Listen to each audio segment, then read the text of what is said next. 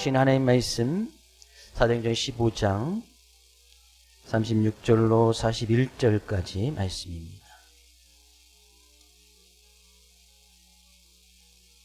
사도행전 15장 36절로 41절까지 제가 한 절, 여러분이 한 절 함께 교독합니다. 며칠 후에 바울이 바나바더러 말하되 우리가 주의 말씀을 전한 각성으로 다시 가서 형제들이 어떠한가 방문하자 하고,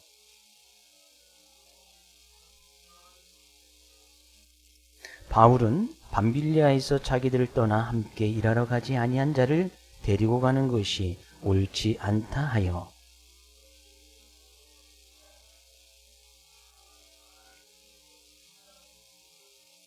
바울은 신라를 택한 후에 형제들에게 주의 은혜의 부탁함을 받고 떠나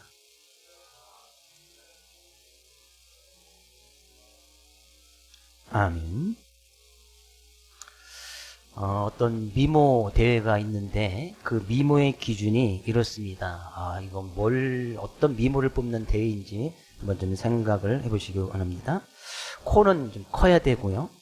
귀는 작아야 되며 목은 길고 다리는 쭉 뻗어야 합니다. 또 미모의 기준이 또 다리 사이의 간격은 적당해야 되고 혹이 있는 등의 모습은 아름다워야 하고 사람이 타기도 좋아야 된다. 어떤 동물인 것 같습니까? 사람은 아니지요? 등에 혹이 있다고 하는 거 보니까 뭐죠? 낙타. 그렇습니다. 낙타의 어떤 낙타의 미모를 볼 때 기준이 그게 여러 가지가 있는데 그렇다고 합니다. 그래서 작년 21년 12월에 사우디아라비아에서 낙타 미인 대회가 열렸습니다. 낙타의 모습 잠깐만 볼까요? 이런 낙타 잘 아시죠? 낙타 미모 대회가 있었는데 이것은 사우디아라비아뿐만 아니라 그 인근 지역에 있는 터키에서부터 이제 사막이 있는 그런 나라에서는 해마다 이 낙타 미인 대회를 뽑는답니다. 근데 작년 12월 5일에 사우디아라비아에서 있었는데 거기에 이 낙타 미모 대회를 대회를 하는데 거기에 걸린 총 상금이 우리나라 돈으로 770억 정도. 어마어마하죠? 그러니까 1등 하면 이건 이제 어마어마한 상금을 얻는 거예요. 낙타 때문에. 그래서 근데 낙타 미모델을 뽑다 보니까 이런 사건도 있답니다. 낙타의 이제 기준이 이제 입술도 좀 두툼해야 되고 코는 좀 작아야 되니까 어떤 걸 할 것 같아요? 성형수술을 하는 거예요. 그래서 입술에다가 보톡스도 놓고 그래서 입술이 좀 두툼해야 되니까 마지막 사진이 입술이 두툼하게끔 보톡스를 넣은 거예요. 그래서 이제 그 기준에 이제 성형수술을 하면 안 되었기 때문에 거기서 이제 탈락된 낙타가 무려 한 12마리 이상이 그 기준에서 이제 보톡스를 맞고 와서 탈락했다라는 그런 뉴스가 있던 것을 보게 되어집니다. 이 낙타를 왜 사람들이 특히나 이제 유목민들이 또 사막에 있는 사람들이 낙타를 왜 이렇게 좋아하는가 보았다면 그것은 사람들의 어떤 생존이 달려있기 때문이에요. 거칠고 황량한 그런 뜨거운 사막에서 낙타는 500kg 이상의 짐을 지고 이동할 수 있는 그런 힘이 있고 그런 낙타가 없었다면 그 사막 지역에 있는 사람들은 무역을 꿈도 꾸지 못했을 것입니다. 그래서 그런 사막에 있는 사람들은 이 낙타를 사막의 배다라고 이렇게 표현하기도 합니다. 그래서 이 낙타는 또한 사흘 이상을 물을 먹지 않아도 버틸 수가 있고 사막에서 이제 간혹 자라는 아주 거칠은 풀을 먹고도 소화시킬 수 있는 아주 충분한 능력이 있는 동물이 이 낙타이기도 합니다. 그래서 이 사막에 사는 사람들 가운데서 또 그런 사람들에게 또 위기 가운데 우유도 주고 또 고기도 제공하고 또 죽은 뒤에는 가죽과 털을 남기는 동물이 이 낙타래요. 그래서 사람들이 이 낙타를 정말 귀하고 소중하게 여기고 일단 이 낙타는 어떻게 보면 자기 자신을 다 헌신하면서 주인을 믿고 따르는 그런 낙타이기에 사막에 있는 사람들 가운데서 꼭 필요한 것이 단 하루도 이 낙타 없이는 그들의 삶이 유지될 수 없을 정도로 삶과 아주 밀접하게 관계된 동물이 이 낙타라는 거예요. 그래서 그 낙타 미모대에 큰 상금, 그 상금은 이제 아라비아 왕사들이 후원금으로 기부금을 내놓고 그런 대회를 갖는다고 합니다. 우리 지난 한 해 우리가 하나님의 은혜 가운데도 잘 보내왔고 2022년 이민년 이렇게 범띠해라고 이야기했는데 이민년을 허락하신 하나님께 또 감사를 드리면서 우리가 신년주의를 주님 앞에 나갑니다. 제가 이 예화를 처음에 말씀드린 이유는 과연 우리의 모습은 하나님 보시기에 뭐 낙타를 이제 미인의 어떤 기준을 두고서 이제 사람들이 정해놓은 기준이지만 그 기준을 정해놓고 낙타를 뽑는단 말이죠. 정말 이 낙타는 아름다운 미모를 가지고 있는 낙타구나. 과연 우리의 믿음의 모습은 하나님 보시기에 어떤 한 해를 보내왔습니까?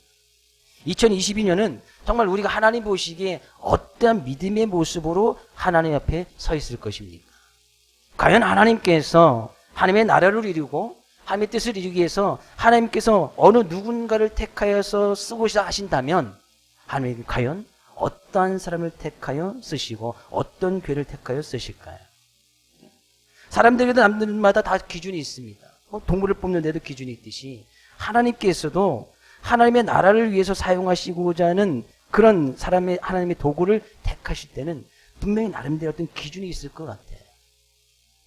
전광석화라는 말을 잘 아시죠? 번갯불, 부싯들의 불꽃이라는 것처럼 순간 사라져버린 아주 짧은 시간을 의미할 때 전광석화 같다라고 이야기를 합니다. 전광석화에 비하면 하루나 한 달, 1년은 엄청나게 긴 시간인 것 같이 보여집니다. 그러나 현실 속에서는 그것이 우리가 그렇게 사실처럼 정말 긴 것처럼 느껴지지 않습니다. 우리가 2021년은 지났지만 그 1년 12달이 또 잘 생각해 보면 엄청 금방 지나간 것 같잖아요. 그죠? 2021년 우리가 새해 감사 예배를 코로나 속에서 또 영상으로만 드렸던 것이 엊그제 같은데 벌써 1년이라는 세월이 훅 지나가 버린 거예요. 저도 이제 한 해 갈수록 그 시간이 너무 빨리 가는 것 같고, 우리가 세상 사람 말로 60대면 60km로 가고, 70대는 70km로 가고, 80대는 그냥 막 달려가고, 그죠? 그렇게 느낀다고 하지 않습니다. 또 한 해가 바뀌니까 저도 시간이 너무나 빨리 지나가는 것 같아요. 너무나 하나님 앞에 서 있는 나의 모습을 1년을 말씀을 준비하면서 1년이라는 세월을 잠깐 되돌아봤는데 별로 기억에 남는 것이 없어. 요약해서 글로 좀 남기고 싶어도 쓸만한 글이 없어. 금방 지나가 버렸어. 지난 1년만 그렇습니까? 10년의 삶을 한번 되돌아본다면 금방 지나간 것 같고 10년뿐이겠습니까? 20년을 되돌아보아도 아니면 우리 인생의 전체적인 이제까지 살아왔던 삶의 모습을 되돌아보아도 정광석화처럼 금방 지나가 버렸습니다. 왜 사람들이 삶을 지나가다 보면 이렇게 빨리 지났다라고 생각을 하고 그렇게 느끼는 것일까요? 그것은 모든 사람에게 죽음이 있기 때문이에요. 죽음을 맞이하기 때문에 우리의 삶의 모습이 금방 지나가는 것처럼 그렇게 느껴진단 말이죠. 근데 우리가 이 세상에서 제한된 시간, 제한된 인생을 살아갑니다. 그 사람마다 좀 차이는 있겠지만 우리는 어차피 제한된 시간을 살아갈 수밖에 없는 그런 모습으로 살아가요. 근데 그 모습을 쫙 되돌아보면 금방 지나가처럼 느껴집니다. 죽음에 막 다다랐을 때에 그의 인생을 죽음 옆에 이르는 사람 앞에서도 그 사람의 인생을 되돌아보면 정말 빨리 지나갔다. 정말 바람처럼 새의 그림자처럼 지나갔다. 라고 분명히 다 그렇게 고백을 해요. 그러나 우리 인간 스스로는 이 죽음이라는 것을 어느 누구도 이 죽음을 깨트리거나 이길 수 있는 사람은 아무도 없습니다. 왜? 이 세상의 모든 사람 다 죽음을 맞이하기 때문에. 그러나 이는 그렇다고 해서 우리에게 죽음을 넘어설 길마저 없는 것은 아닙니다. 요한복음 3장 16절 말씀 가서 볼까요? 같이 읽어보겠습니다. 하나님이 세상을 이처럼 사랑하사 독생자를 주셨으니 이는 그를 믿는 자마다 멸망하지 않고 영생을 얻게 하려 하심이라.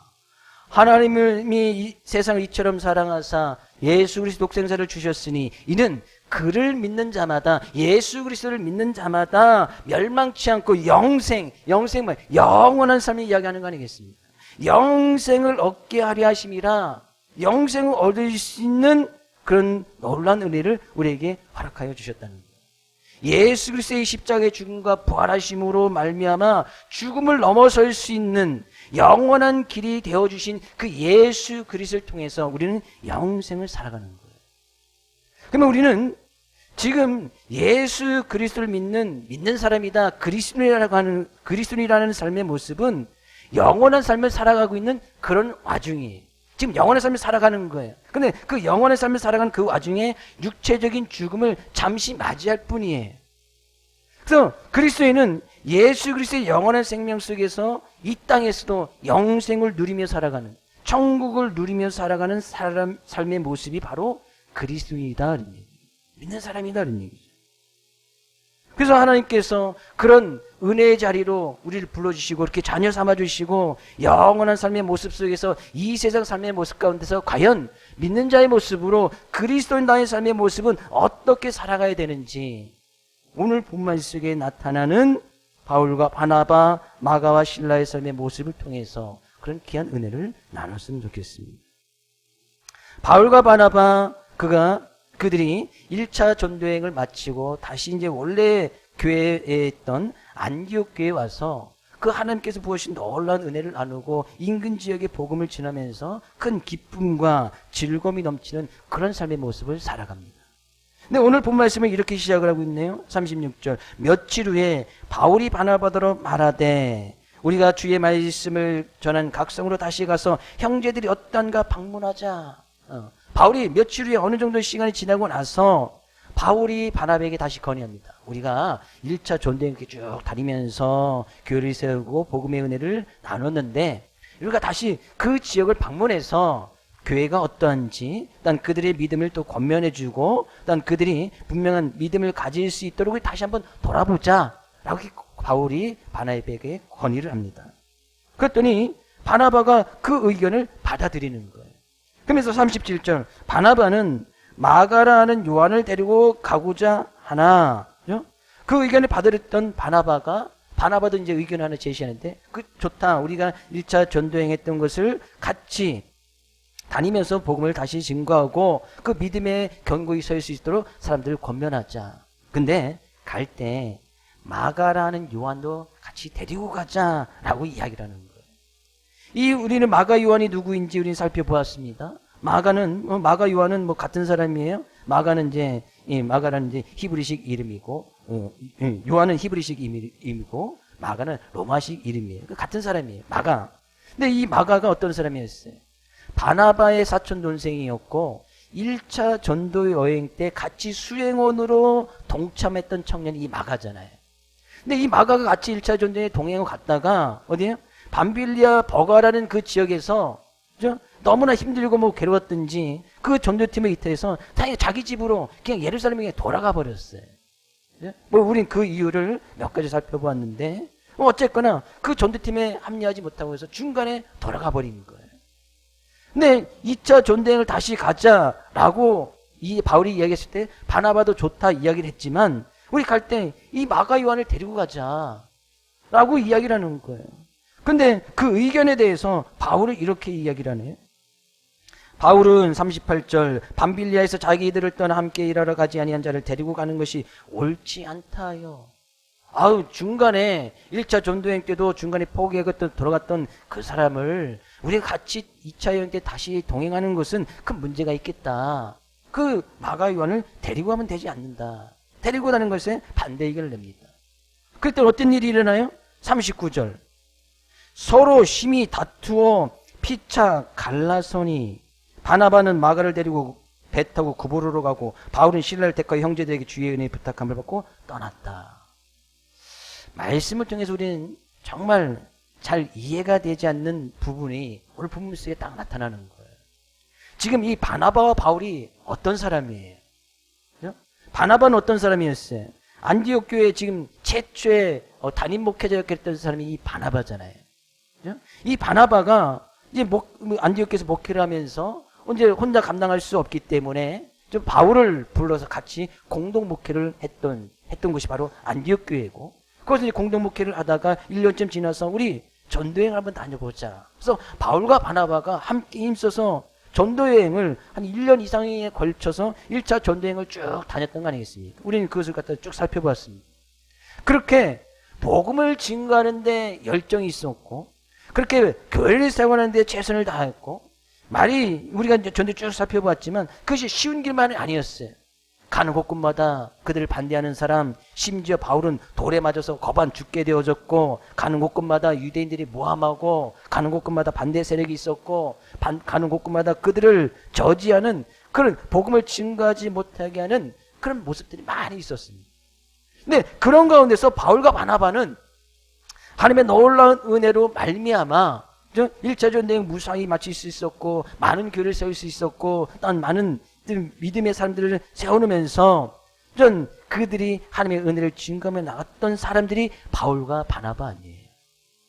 그만큼 같이 교회에서 공동목회도 했고 같이 전도여행도 다녔다면, 그렇다면 우리가 생각해 볼 수 있는 것이 이 마가를 데리고 가자, 데리고 가지 말자라는 그런 생각의 차이 정도는 정말 극복할 수 있어야 하지 않았겠습니까?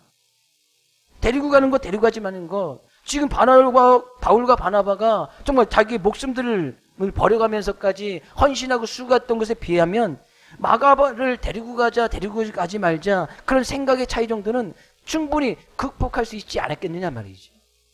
그런데요, 그 의견 차이를 놓고 그들이 어떻게 했어요? 심히 다투어서 피차 갈라서 버렸다는 얘기예요. 그 이전까지는 하나님의 나라 확장을 위해서 같이 헌신하고 수고하고 자기의 권리라든지 이익을 모든 것을 다 내어버렸던 그 사람들이 그 의견 차이 하나 때문에 심히 다투어서 갈라서져 버리는 그런 일이 일어난 거예요. 과연 이 바울과 바나바가 그 생각의 차이 때문에 그렇게 심히 다투어서 그것을 보고 있는 안디옥교회 성도들은, 그것을 또 제3자 입장에서 바라보고 있는 마가의 입장에서는 얼마나 그들이 생각할 건데 불편하고, 또 교회 성도들은 어떻게 생각했을 것 같아요. 우리는 이 말씀을 좀 주의 깊게 봐야 되는데, 피차 다투어 갈라섰다, 여기서 다투었다는 그런 의미의 단어는 성경에 딱 2번 사용되었습니다. 딱 2번 사용되진 단어인데, 여기에 본문에 나와 있을 것처럼 우리 한국어 성경처럼 번역한 것처럼 정말 이제 설전이 일어나고 불일치가 일어나서 다툼이 일어났다는 그런 의미로 한 가지는 사용되었습니다. 근데 이 다툼이라는 그런 단어 속의 원어 속의 의미는 또 다른 의미가 하나가 있는데, 거기에는 서로 격려했다, 자극을 주었다라는 그런 의미도 같이 갖고 있어요. 그러니까 설전이 일어나서 서로 막 다투는 거 맞아요. 그런 의미도 있고, 거기에는 서로 격려해서 자극을 주었다라는 그런 상반된 의미를 가지고 있습니다. 그렇다면 우리는 이 본문의 말씀을 어떻게 우리가 이해를 해야 될까요? 정말 서로 다투어서 피차 갈라섰다는 그런 의미와 서로 격려하면서 헤어졌다는 그런 뜻이기도 한데, 우리는 이 본문의 말씀을 어떻게 이해해야 되느냐는 얘기죠. 그 당시에 그 모습을 바라보고 있던 안디옥교회 성도들은 어떻게 그들의 모습을 바라보았을까요? 그 이후에 전개된 하나님의 놀라운 역사의 모습을 보면 우리가 이 본 말씀을 어떻게 바라봐야 되는지 충분히 이해가 되어야 됩니다. 바나바는요, 말씀처럼 마가를 데리고 자기의 갈 길을 갑니다. 원래 1차 전쟁을 시작했던 구브로소모로 가서 거기 바나바 고향이기도 하고, 거기에서 이 복음을 증거하면서 그에 맡겨진 일을 잘 감당하고 나가요. 바울은 실라라는 사람을 택하여서 2차 전도여행, 심지어 실라를 통해서 3차 로마까지 같이 전도여행을 다녔던 사람이 바로 이 실라의 모습이에요. 근데 그들이 가는 곳곳마다 바울, 이제 바나바의 이야기는 성경에서 이제 15장 이후로 더 이상 이야기가 나오지 않지만, 그가 전도여행을 마가와 함께 다니면서 나갔던 그런 모습 속에서 하나님의 놀라운 은혜가 있어졌음을 바울이 썼던 고린도 전서에 가서 보면, 하나님께서 바나바와 어떻게 역사하셨는지 잘 알 수가 있습니다. 고린도전서 9장에 가서 보면 바울이 바나바를 또 비방하거나 바나바를 욕하지 않습니다. 바나바도 주님의 일 가운데서 자기의 권리를 포기하고 이익을 포기하고 헌신하고 수고하는 삶을 살아가고 있다라고 고린도전서 9장 6절에는 그렇게 이야기를 하고 있어요. 바나바에 대해서 어떤 반감을 가지고 있거나 미워하는 마음이 아니라, 바나바도 역시 하나님의 일을 증거함에 있어서 자기의 권리를 내려놓고 포기하면서 그런 헌신된 삶을 살아가고 있다라고 칭찬하고 있는 거예요.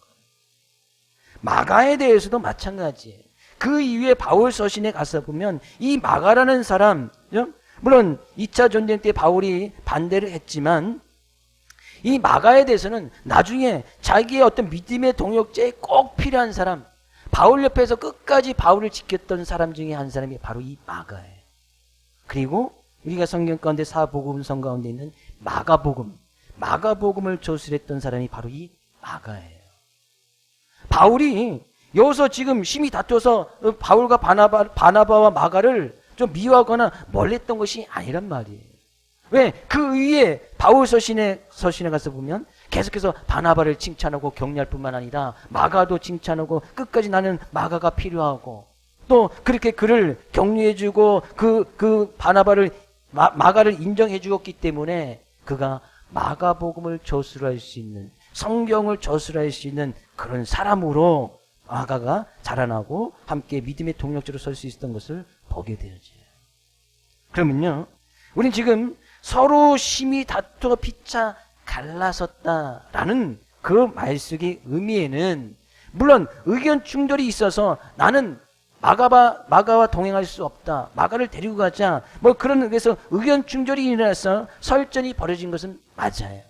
그러나 바나바는 마가를 택하여서 자기 전도여행 갔고 바울은 실라를 택하여서 또 2차 전쟁을 떠나게 되어지는데 그들이 심히 다투어서 갈라섰다는 그런 의미 속에서는 그들이 가는 길 속에서 하나님께서 함께 해주시고 그들을 통하여서도 그들의 삶의 모습을 통하여서 더 놀라운 역사를 이루어질 것을 믿고 그들을 격려하면서, 상대를 격려하면서 헤어졌다라는 그런 의미인 거예요.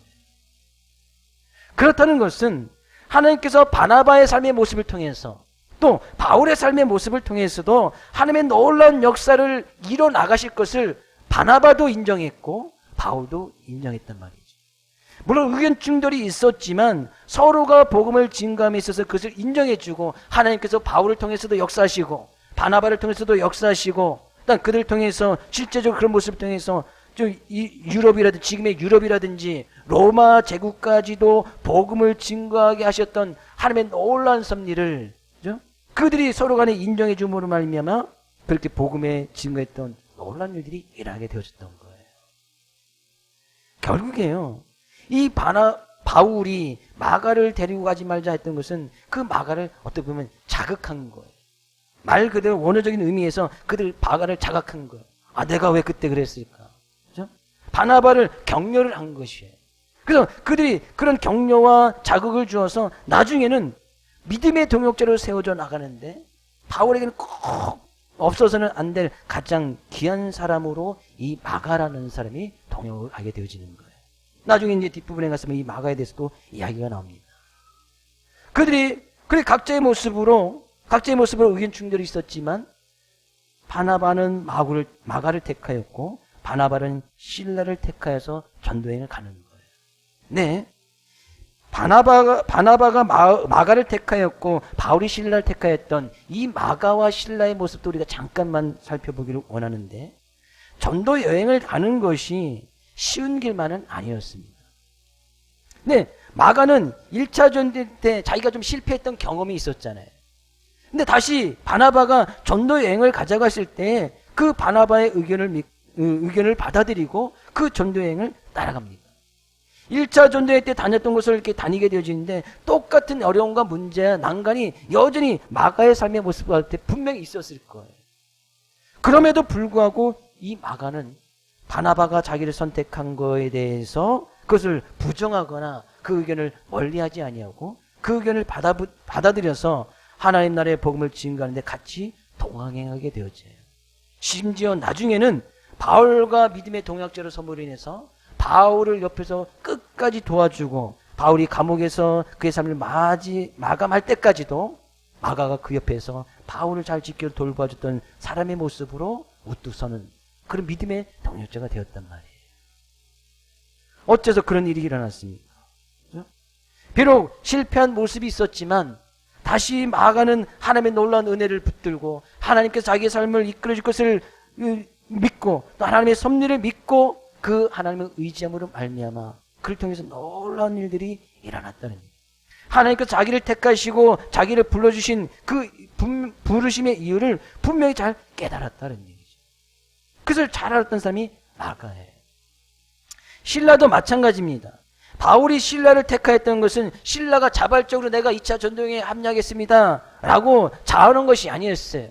바울이 신라를 불러서 우리 같이 전도여행 갈까? 라고 이야기했을 때에 신라가 그의 의견을 받아들이고 전도여행길에 오른 거예요. 당시 신라는 예루살렘에서 자기가 분명히 하는 일이 있었고 평안한 삶을 잘 살고 있었습니다. 마가도 마찬가지고. 근데 그 전도여행길에 오른다는 것이 뭐 부귀영화를 누리거나 자기 자신의 어떤 힘이나 재물을 얻어가거나 물질을 모으는 길이 아니었단 말이죠. 그런 길에 같이 동참하자 가는 거예요. 당시에 어떤 전도여행의 수단은 오로지 걸어가는 것 그리고 배편밖에 없었습니다. 걸어다니고 실제적으로 이제 우리 2차 전도여행 우리가 쭉 살펴볼 텐데 2차 전도여행의 길은 거의 한 3년 정도의 시간이 지나고 한 5,000km 이상을 걸어다니면서 배 타고 다니고 걸어다니면서 그 전도여행 유럽까지 복음을 전했던 길이 2차 전도여행이에요. 우리 성경을 통해서 바울과 신라가 바나바와 마가가 그것에 복음을 증거했고 교회가 세워지고 그들의 하나님의 은혜가 점점 더해졌다. 쉽게 성경을 접할 수 있지만 당시 그 정말 하나님을 믿지 아니하는 그런 지역에 가서 자기의 모든 것을 내려놓고 포기하면서 하나님께서 주신 그런 사명을 감당하기 위해서 복음의 은혜를 나누고 교회를 세워나가는 것은 결코 쉬운 일이 아니었단 말이죠. 지금도 마찬가지 아니겠습니까? 복음을 지어가는 거 쉬운 일이 아니잖아요. 교회 하나를 세워나가는 거 쉬운 일이 아니잖아요.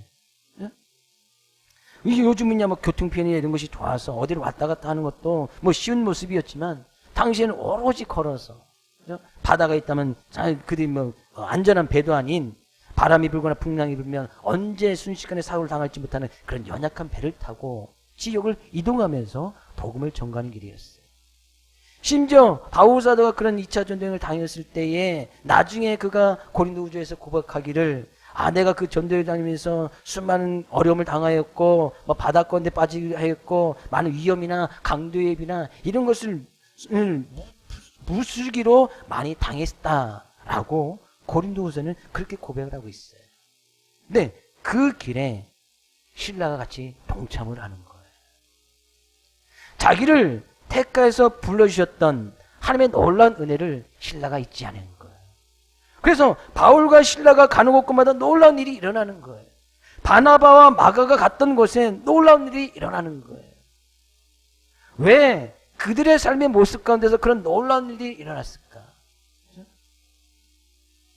그들은 하나님께서 자기를 택하여 불러서 하나님의 나라 하나님의 도구로 사용하시고 그들 택하여 주신 택하심의 은혜를 너무나 잘 기억하고 알았던 사람이 바로 이 네 사람이에요. 바나바, 마가, 바울, 신라. 하나님께서 자기를 택하시고 불러주시는 그 소명의식이 분명히 가지고 있었단 말이지. 왜 하나님께서 나를 택하셨을까? 하나님께서 왜 나를 불러서 이 전도여행을 가게 하셨을까? 물론 신라는 바울의 음성을 통해서 권을 통해서 그 사명을 받았지만 그렇게 이야기했을 때 사울이 신라가 금방 결정한 것은 아니잖아요. 분명히 그것을 놓고 고민하고 기도를 해봤을 거예요. 내가 과연 이 전도여행을 가신 것이 맞는지, 내가 이 길을 따라 동참하는 것이 맞는지, 주님께서 나를 부르시고 이 일을 통해서 하나님의 놀라운 역사를 이루게 하신 것은 맞는지 분명히 기도하면서 준비했을 거예요. 바나바도 마찬가지고 마가도 마찬가지였을 거예요. 이 바울이라는 사람은 특히나 바나바가 없었더라면 바울이라는 그 사람은 성경 가운데 존재할 수도 없겠다라는 사람이 바울 아니겠어요? 바나바가 바울을 택하여서 같이 안디옥에서 공동 목회를 하자라고 바울을 불러주었기 때문에 바울이 이런 놀라운 일들이 일어나간 것이 아니겠어요? 그래서 바울의 삶 가운데서 바나바가 없이는 바울의 인생을 논할 수가 없습니다. 그만큼 하나님의 일에 앞장섰던 사람이 이 바나바이기도 하고 또 그 바나바의 도움을 통해서 바울도 그런 놀라운 일들을 일어나갔단 말이죠. 그러면 우리가 본문 말씀 속에서 정말 하나님의 은혜를 붙들고 나눠야 될 말씀이 바로 그런 모습이에요. 하나님께서 왜 우리를 택하셔서 불러주셨을까? 왜 하나님께서 우리에게 2022년을 다시 또 허락해 주셨을까? 왜 우리를 통하여서 또한 이 교회를 섬기게 하시고 교회를 통하여서 또 나에게 귀한 직분과 달란트를 허락해 주셨을까? 우리는 그것을 붙들고 정말 심도 있게 기도하고 하나님 앞에 나가야 한다는 사실이에요. 왜 하나님께서 2022년 허락해 주셨을까? 뉴스에 가서 보면 2022년을 맞이하지 못하고 2021년으로 삶을 마감한 사람이 수십만 명이에요. 2022년을 보지 못한 사람들이 너무나 많습니다. 근데 우리는 2022년을 받아들이는 것이 마치 당연한 것처럼 그거 당연한 거 아니라니까요. 우리가 오늘 하나님 앞에 예배를 드리고 나가는 거 마치 당연한 것처럼 그거 당연한 거 아니에요. 하나님의 은혜가 없이는 우리가 이 시간 주님 앞에 서 있을 수도 없고 2022년을 맞이할 수도 없다는 얘기죠. 바울과 실라, 바나바와 마가는 하나님께서 왜 자기를 택하시고 불러주셨을까? 그 은혜를 너무나 잘 알았던 사람이에요. 그러니 그들이 의견 차이가 좀 있었지만 바울은 바나바의 가는 길을 축복하고 격려해 주었고 바나바는 바울이 가는 길을 또 격려해 주고 또 축복해 주어서 그들 각자의 삶의 모습을 통해서 나타나시는 하나님의 놀라운 역사하심을 그들이 믿고 있었고 각자 부르심에 따라서 그 부르심의 소명을 이루어가는 귀한 사명을 잘 감당하는 믿음의 동역자로 서기 위해서 함께 기도하였음이 분명하다 그런 얘기예요. 우리가 함께 교회를 섬기면서 때로는 의견 충돌, 믿음의 형제들끼리 때로는 의견이 안 맞는 것이 분명히 있을 거예요. 근데 이 마가를 데리고 가지 말고 하는 것은 어떤 구원에 관한 것은 어떤 큰 문제가 아니잖아요. 마가를 데리고 가면 구원이 있고 마가를 안 데리고 가면 구원이 없다. 구원에 관한 문제는 아니잖아요. 그것이 정말 진리에 관한 문제, 구원에 관한 문제가 아니라면 우리의 믿음의 삶의 모습 가운데서도 어떤 교회의 어떤 일을 결정하고 나갈 때도 그것이 진리에 관한 문제냐, 정말 선과 악에 관한 문제냐, 진리와 비진리에 관한 문제냐, 구원에 관한 문제, 그런 문제가 아니라면 그런 생각을 좀 인정해주고 그들도 격려해주고 그들도 함께 축복해줄 수 있는 그런 믿음의 자세, 그런 믿음의 자세로 나갈 때 하나님께서는 바나바는 마가를 만나게 하시고 바울은 실라를 만나게 하신 거 아니겠어요? 그래서 그의 삶의 모습 가운데 놀라운 일들을 일어나가셨다는 얘기예요. 그 놀라운 일들은 우리가 이루 말할 수가 없습니다. 앞으로 바울과 실라의 전도행을 쭉 살펴보면서 하나님께서 그들 통해서 이루셨던 그런 놀라운 은혜를 우리가 살펴보면 하나님께서 어떻게 바울과 실라를 그렇게 사용하실 수 있을까? 어떻게 해요? 그들은 미리 믿음의 준비가 되어졌던 사람이에요. 서로를 인정해주고 서로를 아껴줄 줄 알며 서로를 위해서 격려해줄 줄 아는 의견 충돌이 있어도 상대방을 인정해주는 거예요.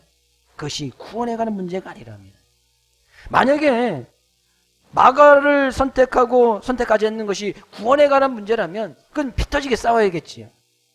죽여야지 서로 간에. 그 구원에 관한 문제니까 피 터지게 싸워서 그 구원이 있다 없다 이것을 분명히 이야기해야 되잖아요.